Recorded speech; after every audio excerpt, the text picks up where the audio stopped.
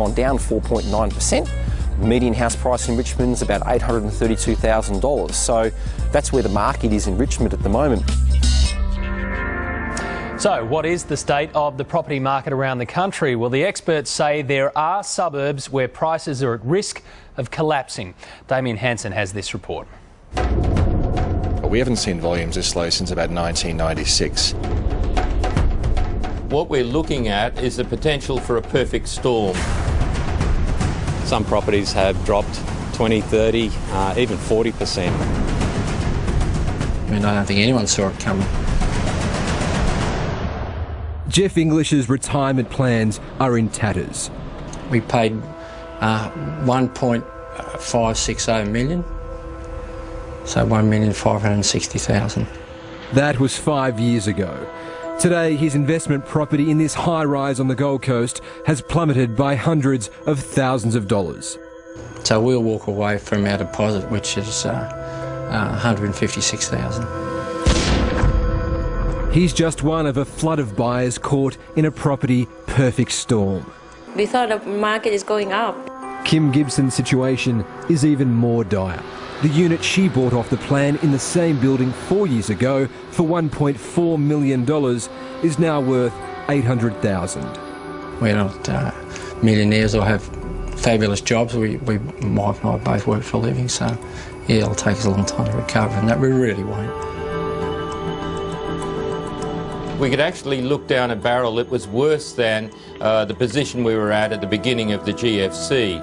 Residex's John Edwards has been analysing statistics for 25 years and, until now, hasn't seen market conditions more primed for a crash. Unless the Reserve Bank is very careful at this point in time, and unless the federal government backs off from its carbon tax proposal, I think that we could be looking down the barrel of some very difficult times. America's subprime crisis trashed home values. What happened there is happening here. Negative equity. People owing more than their property is worth. Buyers advocate Scott McGeevers says house and unit owners are being forced to dramatically drop prices.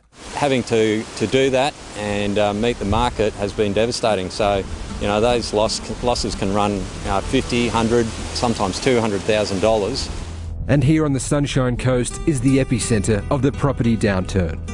And you don't have to look past the Noosa Sanctuary Resort to see just how far prices have plummeted. This place was built for around $210 million. It was snapped up last year by motoring group RACV for the bargain price of just $60 million. It's not a bad buy. What we're going to see is more likely a stagnation of the values in these difficult areas. It is quite a dire situation, so we are seeing simply very few buyers out there, and we're also seeing the number of properties available for sale about 30% higher than what they were at the same time last year. RP Data's Tim Lawless says auction clearance rates are at 50%. The weakest markets are absolutely Perth and Brisbane. We're seeing properties taking around about 60 days to sell in both of those cities. But it gets worse. Every state is being hit. If you're trying to sell property in Moira in Victoria, it's taking much longer. In Kempsey in New South Wales, properties aren't moving for an average 140 days.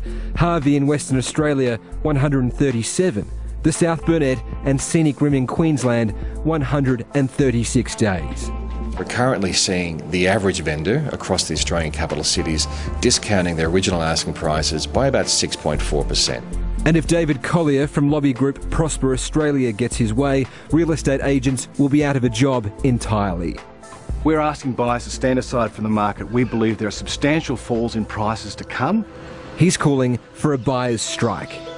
By any economic measure, the Australian housing market is vastly overpriced. It is severely unaffordable. I think it's overly negative and unreasonable. Hotspotting expert Terry Ryder says it's not all doom and gloom. Some of the regional markets are absolutely screaming ahead at the moment. There are places to shelter the impending property storm that others are forecasting. In Queensland, Gladstone is a bit of a no-brainer because of the $100 billion worth of new industrial projects soon to start construction.